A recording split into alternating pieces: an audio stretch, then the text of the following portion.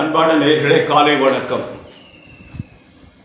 மறை உடையாய் தோல் உடையாய் வார்சடை மேல் வளரும் பிறை உடையார் பிஞ்சகனே என்று உன்னை பேசி நல்லால் குறை உடையார் கொள்கையினால் உயர்ந்த நிறை உடையார் இடர்களையாய் நெடுங்களம் மேயவனே கரைத்து எழுந்த வெண்திரை சூழ்கடலிடை நஞ்சு தன்னை நினைத்தலையாமிடத்தில் வைத்த திருந்திய தேவன் என்னை மனத்தகத்தோர் பாடலாடல் வேணி ராப்பகலும் நினைந்து எழுவார் இடர்களையாய் நெடுங்களம் மேயவனே.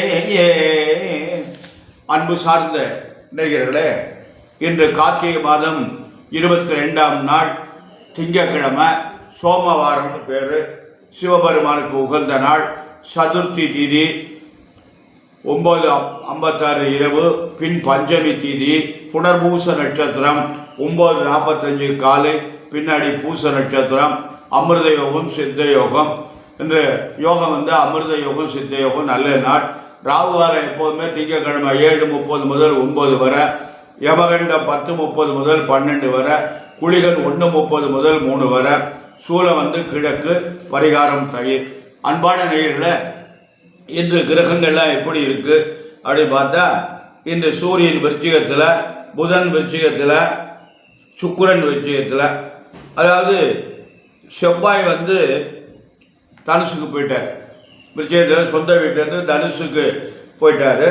4 சனி ராகு, அதாவது கும்பத்தில் சனி ராகு இருக்காரு. குருவும் சந்திரனும் சேர்ந்து கடகத்தில் இருக்காங்க. குரு ஆட்சி பெற்றிருக்காரு. குரு உச்சம் பெற்றிருக்காரு. சந்திரன் ஆட்சியில் இருக்கார். பெரிய அமைப்பு அது. குருச்சந்திர யோகம்னு பேர். இன்னைக்கு நாளைக்கும் அருமையான யோகம் அது. சிம்மத்தில் செவ்வாய் இருக்காரு. புதன் விருச்சிகத்துக்கு போயிட்டார். இது கிரகங்களுடைய அமைப்பு. மேஷராசி என்பவர்களுக்கு இந்த நாள் எப்படி இருக்குன்னு பார்த்தீங்களா? இந்த அமோகமான நாள். மேஷராசி என்பவர்களுக்கு 4 குரு 4ஆம் அதிபதியும் 9ஆம் அதிபதியும் ஒன்னா சேர்ந்திருப்பது அருமையான நாள். மேஷராசி என்பதற்கு குருச்சந்திர யோகம்னு ஒரு யோகம் இருக்கு. ராஜயோகம்னு பேர். அருமையான நாள். உங்களுக்கு சனி ராகு 11 இருக்காரு. அதுவும் நல்ல நாள். இதெல்லாம் உங்களுக்கு மேஷராசி என்பதற்கு அருமையான நாள். நல்லது நடக்கும். நல்ல காரியம்லாம் நடைபெறும். அன்பான ரிஷபராசி என்பவர்கள, உங்களுக்கு குரு பலமா இல்லை, 3ஆம் இடத்துல இருக்காரு. ஆனால் உங்களுக்கு சந்திரன் உச்சம் பெற்றிருக்காரு, ஆட்சியில் இருக்காரு, நன்மை. இருப்பினும் குரு பலம் சிறப்பாக இல்லை. சனி ராகு 10ஆம் இடத்துல இருக்காங்க, தொழில் ஸ்தானத்தில் இருக்காங்க. நல்லது, நல்ல காரியம்லாம் நடைபெறும். அன்பான மிதுன ராசி என்பது உங்களுக்கு அருமையான நாள். உங்களுக்கு 2ஆம் அதிபதி சந்திரன் பலமாக இருக்காரு. அவரோட குரு சேர்ந்து குருச்சந்திர யோகம்னு ஒரு யோகத்தை பெறாரு. அருமையான நாள். நல்லது நடக்கும். நல்ல காரியம்லாம் நடைபெறும். அன்பான கடகராசி என்பதில் உங்களுக்கு ஜென்ம குரு, ஆனால் சந்திரனோட இணைந்திருக்காரு. உங்கள் ராசிநாதன் அதில் இருக்கிறதுனால குருச்சந்திர யோகம்னு ஒரு யோகம் இருக்கு. நல்ல அருமையான நாள். நல்லது நடக்கும். நல்ல காரியம்லாம் நடைபெறும். சிம்ம ராசி என்பதில் உங்களுக்கு குருவான் 12ல் இருக்காரு. சந்திரனோட சேர்ந்து இருக்கிறதுனால நல்ல விரயமாக நடக்கும். விரயங்கள் நடைபெறும். சுப விரயமாக நடக்கும். அன்பான சிம்ம ராசி என்பதில் குழப்பம் இல்லாமல் காரியத்தை நடத்துங்க. ஏன்னா உங்க கேது ராசியில் இருக்காரு. 7ல் சனி ராகு இருக்கிறது. மனைவியினுடைய உடல்நிலை அவ்வளவு திருப்தியா இருக்காது. பார்த்து ஜாக்கிரதையா நடந்து கொள்ளுங்கள். அன்பான சிம்ம ராசி என்பது ரொம்ப கவனம் தேவை. கன்னி ராசி என்பதற்கு அமோகமான நாள். குருச்சந்திர யோகம் இருக்கிறது. நல்ல யோகம். கன்னி ராசி என்பவர்களுக்கெல்லாம் அருமையான யோகம். உங்களுக்கு குரு பகவான் 11ல் லாபஸ்தானத்தில் சந்திரனோட சேர்ந்து இருக்காரு. சனி ராகு 6ல் இருக்காரு. இதெல்லாம் கன்னிராசிகளுக்கு நல்ல பெருத்த யோகம். நல்லதெல்லாம் நடக்கும். இந்த 2 நாளைக்கு அமோகமாக இருக்கிறது. துளாராசி என்பதில் கவனமாக நடந்து கொள்ளுங்கள். ரொம்ப மோசமான நேரம் உங்களுக்கு. குரு சந்திரன்லாம் சேரப்படாது உங்களுக்கு. ஏன்னா அவங்களாம் உங்களுக்கு நல்லவன் இல்லை. பார்த்து கவனமாக நடந்து கொள்ளுங்கள். துளாராசி என்பதில். விருச்சிக ராசி என்பவர்களுக்கு அமோகமான நாள். அருமையான நாள் விருச்சிக ராசி என்பவர்களுக்கு. ஏன்னா உங்களுக்கு 9ஆம் இடத்துல குரு சந்திரன் 2 பேரும் இணைந்து இருக்கிறாங்க.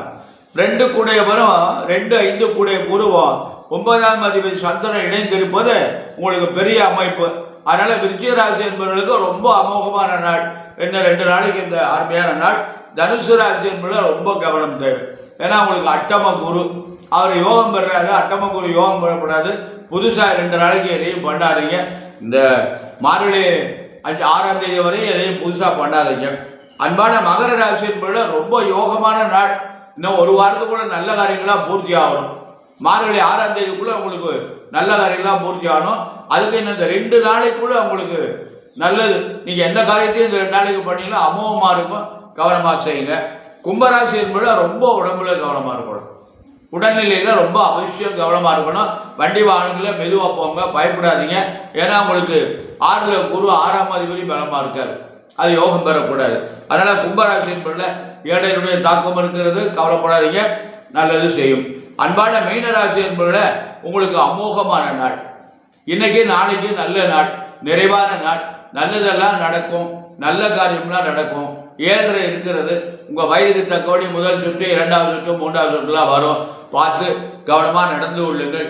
அன்பான நேயர்களே, நாம கிரகங்களுடைய ஆளுமைக்கு உட்பட்டு தான் ஆகணும். அதனால அந்த கிரகங்கள் நம்மளை என்னென்ன ஆட்டி படைக்குதோ அதுக்கெல்லாம் நம்ம கட்டுப்பட்டு தான் ஆகணும். அதில் மீறி நமக்கு நடக்க முடியாது.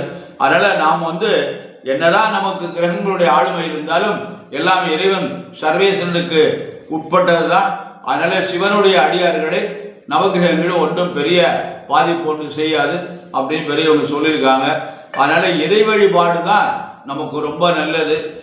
நம்ம இப்போ என்ன பண்ணணும்னு கேட்டிங்கன்னா, ஒவ்வொருத்தரும் என்னமோ சொல்கிறாங்க, அதெல்லாம் கேட்டு எதுவும் பண்ணாதீங்க. நம்ம இறை வழிபாடு எவ்வளோக்கு எவ்வளோ நமக்கு செய்கிறோமோ அவ்வளோக்கு எவ்வளோ நமக்கு கஷ்டங்கள் எல்லாம் நீங்கும். நமக்கு நம்ம உள்ளூரில் ஒரு ஆலயம் இருக்கிறது.